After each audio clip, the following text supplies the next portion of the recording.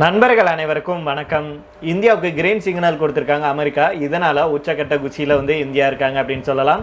இது மட்டும் இல்லாமல் அமெரிக்காவுடைய இந்த முடிவுனால இந்தியா கொஞ்சம் நிம்மதி பெருமூச்சு விட்டுருக்கு அப்படின்னே சொல்லலாம். அது என்ன முடிவு அப்படிங்கிறத தெரிஞ்சுக்கலாம். அதே போல இந்தியாவும் சைப்ரஸுக்கும் இடையே ஒரு முக்கியமான பேச்சுவார்த்தை ஒன்று நடந்திருக்கு நண்பர்களே. அதை பற்றிய கூடுதல் தகவலையும் அதை தொடர்ந்தே பார்த்தீங்க அப்படின்னா எப்போ வேணாலும் தாக்குதல் நடத்துறதுக்கு உத்தரவு வரும். அதனால போர்க்கப்பல் தயாராக இருக்கு அப்படிங்கிற தகவல் வெளியாயிருக்கு. அதை பற்றியும் அதே போல உலகில் எந்த நாட்டுனாலையும் ஒன்றுமே செய்ய முடியாது ஒரு நவீன ஆயுதத்தை கையில் எடுத்திருக்காங்க. ஏற்கனவே இதை பற்றிய அப்டேட்டை நம்ம பார்த்துருந்தோம். இருந்தாலும் புதுசாக ஒரு அப்டேட் கிடச்சிருக்கு. அதை பற்றி நம்ம இந்த வீடியோவில் தெரிஞ்சுக்க போகிறோம் நண்பர்களே. அதனால் ஸ்கிப் பண்ணாமல் கடைசி வரைக்கும் பாருங்கள். அதுக்கு முன்னாடி நம்முடைய சேனலை சப்ஸ்கிரைப் பண்ணாமல் பார்க்குறீங்கன்னா மறக்காமல் சப்ஸ்கிரைப் பண்ணிக்கோங்க. நிறைய நண்பர்கள் எப்படி சப்ஸ்கிரைப் பண்ணுறது அப்படின்னு கேட்குறீங்க. நம்முடைய வீடியோ பார்த்துட்டு இருக்கீங்கன்னா அதுக்கு கீழே பார்த்தீங்கன்னா நம்முடைய சேனல் பேர் ரைட் சைடில் பார்த்தீங்கன்னா சப்ஸ்கிரைப் அப்படின்னு இருக்கும். அதை நீங்கள் சப்ஸ்கிரைப் பண்ணிக்கோங்க. அதே போல் ஃபேஸ்புக் இன்ஸ்டாகிராம் பார்த்துக்கிட்டு இருக்கீங்க அப்படின்னாலும் பக்கத்திலே ரைட் சைடில் பார்த்தீங்கன்னா ஃபாலோ அப்படின்னு சொல்லிட்டு இருக்கோம். ஃபாலோ பண்ணிக்கோங்க. ஈரானுடைய சாபகார் துறைமுகம் மீது விதிக்கப்பட்டுள்ள தடையிலிருந்து இந்தியாவுக்கு அமெரிக்கா மேலும் 6 மாத அவகாசம் அளிச்சிருக்கு அப்படின்னு மத்திய வெளியுறவுத்துறை அமைச்சகம் தெரிவிச்சிருக்காங்க. சாபகார் துறைமுகம் ஈரானுடைய சிஸ்தான் பலுசிஸ்தான் மாகாணத்தில் அமைஞ்சிருக்கு. ஈரானுடைய துறைமுகங்கள்லேயே மிக பெரியதும் அங்கே இருக்கும் துறைமுகங்களில் இந்திய பெருங்கடல் பகுதிக்கு நேரடி அணுகலை கொண்டதும் இந்த சாபகார் துறைமுகம் மட்டும்தான். குஜராத் மற்றும் மும்பை கடற்பகுதியிலிருந்து நெருக்கமானதாகவும் இந்த துறைமுகம் இருக்கு. இன்னும் நம்ம புரியும்படி எளிதாக சொல்லணும் அப்படின்னா குஜராத்துடைய கான்லா துறைமுகத்துக்கும் இந்த ஜாபகார் துறைமுகத்துக்கும் இடையிலான தூரம் புதுடெல்லி மும்பை இடையிலான தூரத்தை விட குறைவானது அப்படின்னா பார்த்துக்கோங்க. இந்த ஜாபகார் துறைமுகமானது பாகிஸ்தானை தவிர்த்து ஆப்கானிஸ்தான் மற்றும் மத்திய ஆசிய நாடுகளுக்கான வர்த்தக வழியை வழங்குது. இது இந்தியா, ரஷ்யா, ஐரோப்பிய நாடுகளை இணைக்கும் சர்வதேச வழித்தடமாகும். ஆப்கானிஸ்தானுக்கு மனிதநேய உதவிகளை வழங்குவதற்கு இந்தியாவுக்கு மிக முக்கியமான துறைமுகமாக இது திகழுது. கடந்த 2024 ஆண்டில் அந்த நாட்டுடைய சாபகார் துறைமுகத்தை இயக்குவது தொடர்பாக இந்தியா ஈரான் கூட 10 ஆண்டுகள் ஒப்பந்தத்தில் கையெழுத்திட்டாங்க. இதன் காரணமாக 1000 கோடி ரூபாய் முதலீடு செஞ்சது மட்டுமில்லாமல் 2000 கோடிக்கு அதிகமான செலவுல துறைமுகத்தை சுற்றிலும் கட்டமைப்புகளை இந்தியா உருவாக்கியிருக்காங்க. திட்டம் துவங்கிய காலத்தில் அமெரிக்காவுக்கும் இந்தியாவுக்கும் இடையே நல்ல உறவு இருந்துச்சு. இதனால இந்த திட்டத்துக்கு அமெரிக்கா பெரிய அளவில் முக்கியத்துவம் கொடுக்கல. இந்தியாவுக்கு முழு விலக்கு அளிச்சிருந்தாங்க. ஆனால் தற்போது அணு ஆயுத ஒப்பந்தம் தொடர்பாக ஈரானுக்கும் அமெரிக்காவுக்கும் இடையே பிரச்சனை இருக்கு அப்படிங்கிறது நம்ம எல்லாத்துக்குமே தெரியும். அதனால ஈரானுக்கு எதிரான தடைகளை அமெரிக்கா அறிவிச்சிருக்காங்க. மேலும் ஜாபகார் துறைமுக மேம்பாட்டு பணிகளை மேற்கொள்ள இந்தியாவுக்கு அளிக்கப்பட்டிருந்த சலுகையை ரத்து செய்யவும் அமெரிக்கா திட்டமிட்டு இருந்தாங்க. ஆனால் இந்தியாவுக்கும் அமெரிக்காவுக்கும் இடையிலான வர்த்தக ஒப்பந்தம் இறுதி கட்டத்தில் இருப்பதாக தகவல் வெளியாச்சு. இந்த நிலையில தான் ஜாபகார் திட்டத்துக்கு இந்தியாவுக்கு அளிக்கப்பட்ட சலுகையை மேலும் 6 மாதத்துக்கு தொடர்றதுக்கு அமெரிக்கா அனுமதி கொடுத்திருக்கு. இது 2 நாடுகளுக்கு இடையிலான வர்த்தக ஒப்பந்தத்தை இறுதி செய்வதற்கு உறுதி பூண்டிருக்கிறோம். இது தொடர்பாக 2 தரப்பிலையும் தொடர்ந்து பேச்சுவார்த்தை நடந்துட்டு வருது அப்படின்னு நம்முடைய மத்திய வெளியுறவுத்துறை அமைச்சகத்துடைய செய்தி தொடர்பாளர் ரந்தீர் ஜெய்ஸ்வால் இருக்காருலே அவர் சொல்லியிருக்கிறாரு. மேலும் இந்த ஜாபகார் துறைமுகம் வழியாக இந்தியா தன்னுடைய கடல்சார் வணிகத்தை வலுப்படுத்த இந்த துறைமுகத்தை பயன்படுத்துறாங்க அப்படிங்கிறது குறிப்பிடத்தக்கது. பல்வேறு நாடுகளுக்கான ஒரு வர்த்தக போக்குவரத்தை ஏற்படுத்தி தரக்கூடிய ஒரு துறைமுகமாக ஜாபகார் துறைமுகம் தொடர்ந்து நீடிச்சிட்டு வருது. அதாவது ஈரானுக்கும் அமெரிக்காவுக்கும் இடையே மோதல் இருக்கிறதுனால ஜாபகார் துறைமுக மேம்பாடு மற்றும் செயல்பாடுகளுக்கு அமெரிக்கா தடை விதிக்கலாம் மற்றும் இந்தியாவுக்கு தொந்தரவு தரலாம் அப்படின்னு சொல்லப்பட்டுச்சு. ஏன் அப்படின்னா ஜாபகார் துறைமுகம் வழியாக தான் இந்தியாவுடனான கடல் வழி வர்த்தகத்தை மேம்படுத்துவதற்கு ரஷ்யாவும் ஒரு பக்கம் திட்டமிட்டு இருக்காங்க.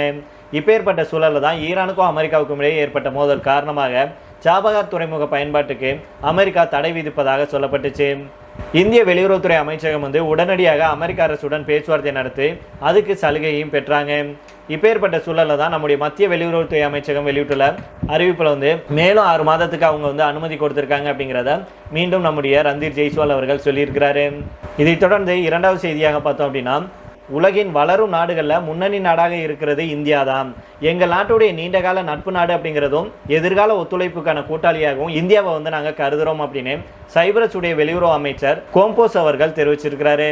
மேற்காசிய நாடான சைப்ரஸுடைய வெளியுறவு அமைச்சர் கோம்போஸ் 3 நாள் அரசுமுறை பயணமாக நம்முடைய நாட்டுக்கு கடந்த மாதம் 29ஆம் தேதி வந்தார். இவர் டெல்லியில் நேற்று நடந்த நிகழ்ச்சியில் பேசியிருக்கிறாரு. அப்போ என்ன சொல்கிறாருன்னா ஐரோப்பிய யூனியனுடனும் இந்தியா மேற்கொள்ள இருக்கும் தடையற்ற வர்த்தக ஒப்பந்தத்தின் மூலம் அனைத்து தரப்பினரும் பயனடையும் வகையில் மகத்தான பொருளாதார வாய்ப்பு ஏற்படுத்தப்படும்.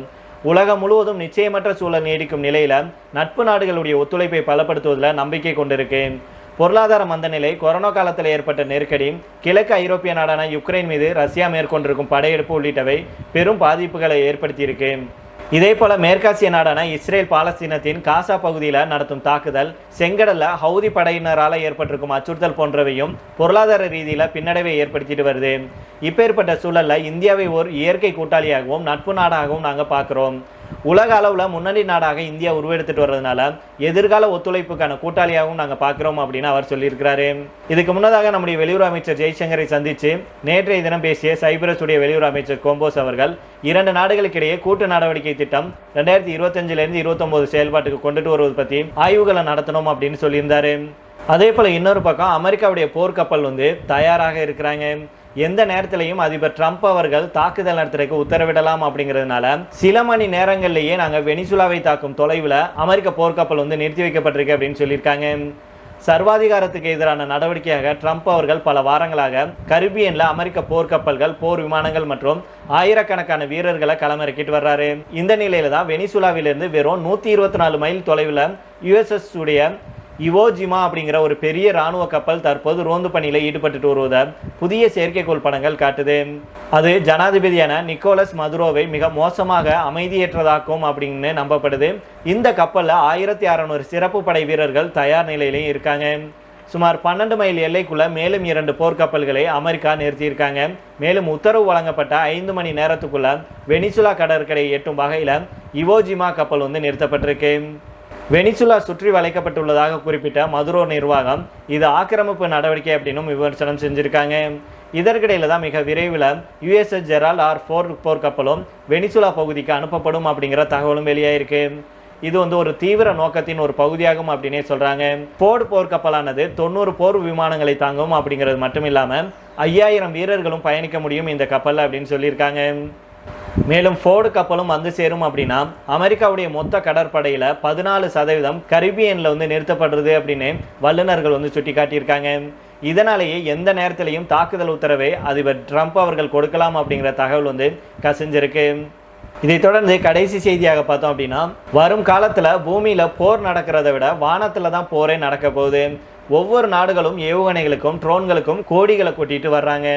எதிரிகளுடைய நாட்டுக்கே செல்லாமல் எதிரிகளுடைய இலக்குகளை தாக்க பல்வேறு திட்டங்களை செயல்படுத்துகிறாங்க. அந்த வகையில் தான் ரஷ்யா தயாரித்து சோதனை செஞ்சிருக்கும் ப்ரொவைஸ்னிக்கை உலகத்தில் எந்த நாட்டாலையுமே ஒன்றுமே செய்ய முடியாது அப்படின்னு சொல்லியிருக்காங்க. ரஷ்யாவை பொறுத்த வரைக்கும் அமெரிக்காவை போல உலக வல்லரசு நாடுகளில் ஒன்றாக இருக்குது.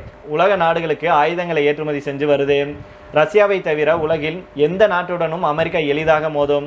அதே நேரம் ரஷ்யா கூட மட்டும் நேரடியாக மோதுறது கிடையாது. ரஷ்யாவை பொறுத்த வரைக்கும் அமெரிக்கா கூட நெருக்கம் காட்டிய யுக்ரைனுக்கு எதிராக போர் தொடுத்தாங்க. ஏவுகணைகள், ட்ரோன்கள் மூலமாக தாக்குதல் நடத்தி கொண்டு இருக்கு.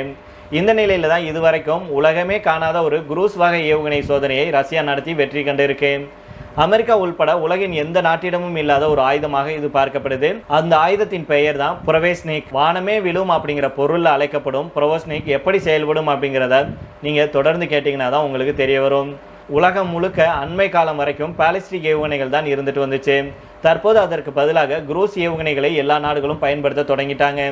பாலிஸ்டிக் ஏவுகணை அப்படிங்கிறது பூமியிலிருந்து விண்ணில் நேராக சென்று பின்னர் வளைந்து சென்று இலக்கை நோக்கி விழும் ஏவுகணையாகும். ஆனால் குரூஸ் ஏவுகணைகள் விமானம் போல் பறந்து சென்று இலக்கை தாக்கும் இயல்பு உடையது. இந்த குரூஸ் ஏவுகணைகள் எல்லாவற்றுக்கும் எவ்வளவு தூரம் சென்று தாக்கும் அப்படிங்கிற ஒரு தூர இலக்குடன் செயல்படும். அமெரிக்காவுடைய டோமோஹாக், சீனாவுடைய CJ-10 இது எல்லாமே பார்த்தீங்கன்னா 2500 கிலோமீட்டர் தூரம் பறந்து சென்று இலக்கை தாக்கும். இந்தியாவுடைய நிர்பாய் 1000 கிலோமீட்டர் தூரம் சென்று இலக்கை தாக்கும். ஆனால் ரஷ்யாவுடைய இந்த ப்ரொவஸ்னிக் தூரம் அப்படிங்கிறதே கிடையாது. அது எவ்வளவு தூரம் வேண்டுமானாலும் சென்று இலக்கை தாக்கும் இயல்புடையது அப்படின்னு சொல்கிறாங்க. ஏவுகணைகளுடைய என்ஜின் திறனை வைத்து தூரம் முடிவு செய்யப்படும் நிலையில் ப்ரொவஸ்னிக் என்ஜின்களுக்கு பதிலாக சிறிய அணு உலையை பயன்படுத்துகிறதாக சொல்கிறாங்க. அதனால் எவ்வளவு தூரத்துக்கு வேணும்னாலும் கொண்டு செல்ல முடியும் அப்படின்னு சொல்கிறாங்க. உலகின் எந்த பகுதியையும் இனி ரஷ்யாவால் தன்னுடைய கட்டுப்பாட்டிலிருந்தே குறி வச்சு அழிக்க முடியும் அப்படின்னு சொல்லப்படுது. இந்த ப்ரொவைஸ்னிக் அணுக்களால் செயல்படுது. இது கொண்டு செல்லும் ஆயுதம் அப்படிங்கிறது வெறும் குண்டுகள் அல்ல, அணு ஆயுத குண்டுகள் ஆகும். இதனால தான் ப்ரொவைஸ்னிக் மிக மோசமான அழிவை ஏற்படுத்தும் வல்லமை உடையதாகவும் சொல்கிறாங்க. மேலும் ப்ரொவஸ்னிக்கை பொறுத்த வரைக்கும் தாழ்வாக பறந்து செல்லும் அப்படின்னு சொல்கிறாங்க. உலகில் இருக்கும் சக்தி வாய்ந்த ரேடார் கண்களில் மண்ணை தூவி எங்கும் எதிலையும் சிக்காமல் சென்று இலக்கை எட்டிவிடும். உலகிலேயே எந்த நாட்டுடைய வான் பாதுகாப்பு கவசமும் அதை தடுக்க முடியாது அப்படின்னு சொல்கிறாங்க. இந்த ப்ரொவஸ்னிக் ஏவுகணையுடைய முதல் சோதனையை ரஷ்யா 2018ஆம் ஆண்டு நடத்தியிருக்காங்க. ஆனால் அப்போது தோல்வியில் முடிஞ்சிச்சு. பல கட்ட முயற்சிக்கு அப்புறம் இப்போது வென்றிருக்காங்க அப்படின்னே சொல்லலாம். விரைவில் ரஷ்ய ராணுவத்தில் சேர்க்கப்பட இருக்கும் ப்ரோஸ்னிக் ஏவுகணையை கடலுக்குள்ள இருக்கும் நீர்மூழ்கி கப்பல், நிலத்தில் செல்லும் எந்த வாகனங்கள் மற்றும் பறக்கும் விமானம் அப்படின்னு எதிலிருந்து வேண்டுமானாலும் எளிதாக ஏவ முடியும் அப்படின்னு சொல்றாங்க. அதே போல எந்த நேரத்திலையும் இலக்கை மாற்றி பயணிக்க முடியும் அப்படின்னு சொல்லியிருக்காங்க. அதனால உலக நாடுகள் கொஞ்சம் ஆடித்தான் போயிருக்காங்க. சரி நண்பர்கள், இதோட நம்ம இந்த வீடியோ முடித்துக் கொள்ளலாம். இதை பற்றி உங்களுடைய கருத்துக்களையும் கீழே உள்ள கமெண்ட் பாக்ஸில் சொல்லுங்க. மீண்டும் நாளை வேற ஒரு செய்திகளுடன் உங்களை சந்திக்கிறேன். நன்றி, வணக்கம்.